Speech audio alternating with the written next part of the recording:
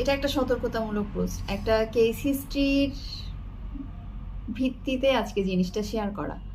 আমরা কিন্তু বেশিরভাগ মানুষই সৌন্দর্য পিপাসু। আমরা চাই একটু নিজেকে ভালো করে প্রেজেন্ট করতে, আমরা সবাই পছন্দ করি। সামান্য আইব্রো থ্রেডিং বলুন, আপার লিপ থ্রেডিং বলুন, ফেসিয়াল হেয়ার থ্রেডিং বলুন, আমরা সহজেই যাচ্ছি একটা জায়গায় যেয়ে থ্রেডিং করাচ্ছি। কিন্তু এক্ষেত্রে কিন্তু অবশ্যই একটু সতর্ক হতে হবে। আপনার পূর্বেই যে এই জিনিসটা ব্যবহার করেছেন, তার ব্যবহৃত জিনিসটা যাতে আপনার ক্ষেত্রে ব্যবহার না হয়, সেক্ষেত্রে অবশ্যই জিনিসটা মাথায় রাখবেন। এই ছোট্ট বিষয়টা থেকে হতে পারে আপনার স্কিন ড্যামেজ, হতে পারে স্কিনের বিভিন্ন রকম সমস্যা, হতে পারে আপনার অর্গান ড্যামেজ পর্যন্ত। আরেকটা বিষয় হচ্ছে, যদি আপনার ক্ষেত্রে যদি শরীরের কোনো অংশে, যে কোনো অংশে যদি আপনার কোনো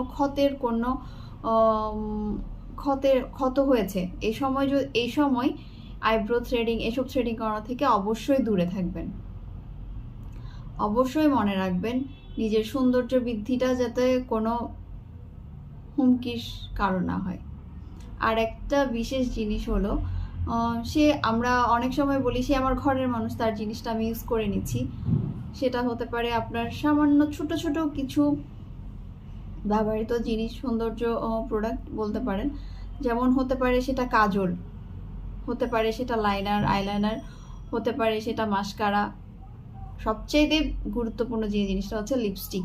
কখনোই একজনের ব্যবহৃত লিপস্টিক অন্যজন ব্যবহার করতে যাবেন না, বিষয়টা মাথায় রাখবেন। Thanks for watching.